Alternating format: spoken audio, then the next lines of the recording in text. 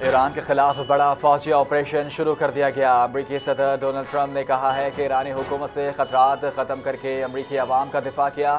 ایرانی جوہری ہتھیار حاصل نہیں کر سکتا، میزائل نظام اور انڈسٹری کو نشانہ بنایا جائے گا۔ امریکی فوج ایران کے بحری کو ختم کرنے اور خطرے سے حکار کے لیے خطرے کو کم کرنے کے لیے اقدامات کر رہی ہے۔ ایران پاسدار انقلاب سے ہتھیار ڈالنے کا مطالبہ کیا، ورنہ یقینی موت ہوگی۔ امریکی صدر نے تہران، اصفہان، قم اور کرج میں فضائی اور سمندری حملے کیے۔ تہران میں دھوئیں کے بادل اٹھنے لگے۔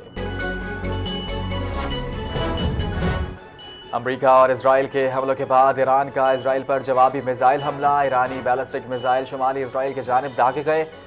شمالی اسرائیل میں سائرن بج اٹھے، شہریوں کو شیلٹر میں جانے کی ہدایت کر دی۔ اسرائیلی فوج کا کہنا ہے کہ خطرے سے نپٹنے کے لیے دفاعی نظام فعال کر دیے گئے ہیں، رد عمل انتہائی سخت ہوگا۔ ایرانی قومی سلامتی کمیٹی سربراہ کی وارننگ، اب حملوں کا اختتام آپ کے اختیار میں نہیں رہا۔ ایرانی عہدیداران نے انتباہ جاری کر دیا۔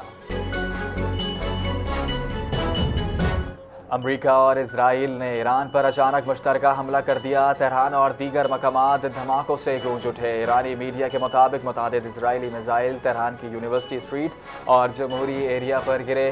ایرانی صدارتی محل اور سپریم لیڈر خامنائی کے کمپاؤنڈ کے قریب 7 میزائل گرے۔ تہران کے مضافات سے دھوؤں کے گہرے بادل، افراتفری کی صورتحال ہے۔ سپریم لیڈر آیت اللہ خامنائی کا محفوظ مقام پر منتقل کیا۔ ایرانی حکام نے تصدیق کی۔ امریکی اور اسرائیلی عہدیداران کا کہنا ہے کہ حملے کے مہینوں پہلے منصوبہ بندی کی گئی تھی۔ آپریشن فضائی اور سمندری راستوں سے جاری ہے۔ اسرائیل کے ایران پر حملے کے بعد عراق کے فضائی حدود بند کر دی گئی۔ اربیل ایئرپورٹ پر ٹریفک معطل۔ ایران نے بھی اپنی فضائی حدود بند کر دی۔ حفاظتی اقدامات میں اضافہ۔ تہران میں متعدد اسرائیلی میزائل یونیورسٹی اسٹریٹ اور جمہوری ایریا پر گرے۔ مضافات میں دھوؤں کے گہرے بادل چھا گئے۔ تہران میں افراتفری کی صورتحال، شہریوں میں خوف و ہراس۔ امریکی صدر ڈونلڈ ٹرمپ نے کہا ایران سے یورینیم آپرودی کے نہ کرنے کا مطالبہ کیا تھا۔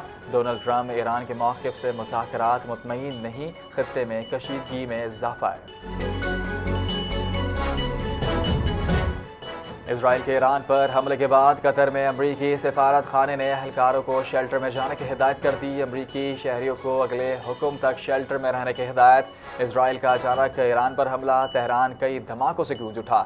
ایرانی میڈیا کے مطابق متعدد اسرائیلی میزائل یونیورسٹی اور جمہوری ایریا پر گرے۔ تہران کے مضافات کے دھوؤں کے گہرے بادل چھا گئے۔ افراتفری کی صورتحال، خطے میں کشیدگی میں اضافہ، عالمی رہنما اور سفارتکاروں کی حفاظتی اقدامات کی ہدایت۔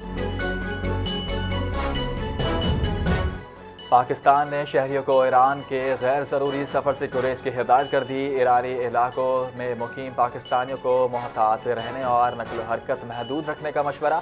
پاکستانی شہریوں کو سفارتی مشن اور سے مسلسل رابطے رہنے کی ہدایت۔ تہران میں پاکستانی سفارت خانے کے ہنگامی رابطے نمبر جاری۔ زاہدان اور مشہد میں کونسلر رابطے نمبرز بھی فراہم۔ پاکستانی شہریوں کی معاونت کے لیے سفارتی مشنز ہمہ وقت دستیاب ہیں۔ وزیر اطلاعات عطا تارڑ نے کہا ہے کہ آپریشن غزو الحق اب تک 331 افغان طالبان ہلاک جبکہ 500 سے زائد زخمی ہوئے ہیں۔ 104 چیک پوسٹ تباہ، 82 پر قبضہ کر لیا ہے۔ پاکستانی فورسز کی کارروائی، 163 ٹینکس اور فوجی گاڑیاں تباہ ہوئی ہیں۔ افغانستان میں 37 مقامات کو فضائی حملوں کا نشانہ بنایا گیا۔ DGISPR کے مطابق اب 12 فوجی جوان شہید، 27 زخمی ہوئے۔ وطن کی خاطر جانوں کا نذرانہ پیش کرنے والے جوانوں کو خراج عقیدت پیش کرتے ہیں۔ اور پاکستان افغانستان کے ساتھ اچھا کر رہا ہے، پاک افغان معاملات میں مداخلت نہیں کروں گا۔ پاکستان افغانستان کے ساتھ اچھا کر رہا ہے۔ امریکی صدر ڈونلڈ ٹرمپ نے وائٹ ہاؤس کے باہر میڈیا سے گفتگو میں پاک افغان جنگ پر سوال کے جواب دیتے ہوئے کہا کہ پاکستان کے ساتھ میرے بہت اچھے تعلقات ہیں۔ وزیر اعظم شہباز شریف اور فیلڈ مارشل سید عاصم منیر کی قیادت کی تعریف بھی کی۔ امریکی صدر کا پاکستانی قیادت کے لیے احترام اور اعتماد کا اظہار۔